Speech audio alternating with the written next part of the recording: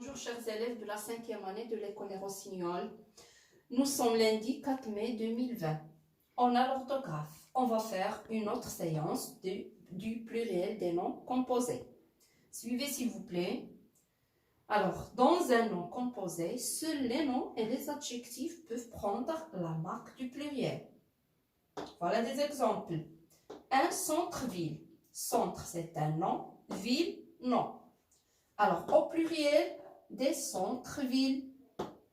S, homocentre et S, homo-ville. Le cerf-volant. Cerf, c'est un nom. Volant, c'est un adjectif. Les cerfs-volants. Alors, au pluriel, qu'est-ce qu'on va obtenir?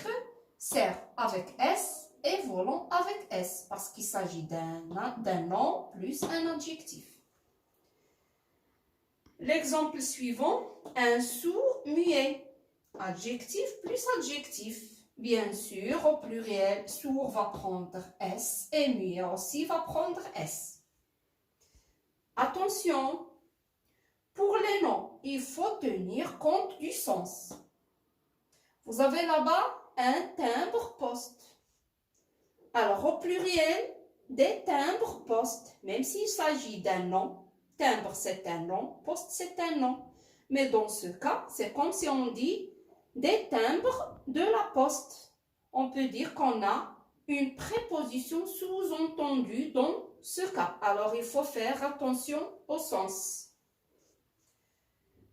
Suivez maintenant ici les verbes, les adverbes et les prépositions qui forment les noms composés sont invariables. Ça veut dire qu'ils ne vont pas s'accorder en nombre.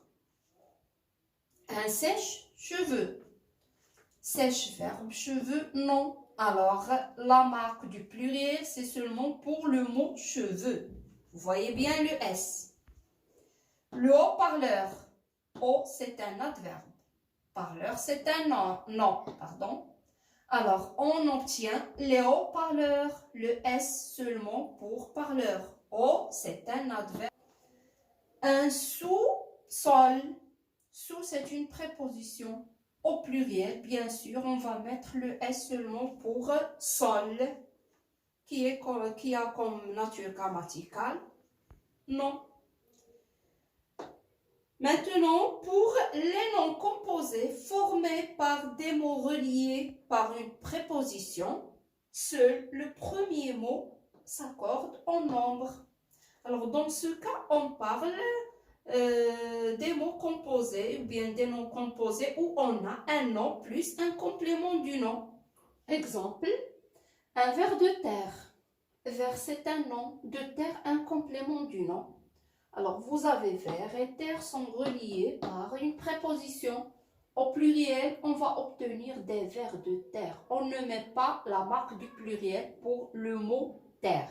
C'est seulement pour vers, le premier mot. Un arc-en-ciel, la même chose. Alors ici, on a un nom composé où vous voyez bien la préposition en. D'accord? Alors, seul arc qui va prendre le S, ça veut dire la marque du pluriel. Pour le mot ciel, qui est un complément du nom, on ne fait pas le S. Et voilà, j'espère que vous avez bien compris. À la prochaine.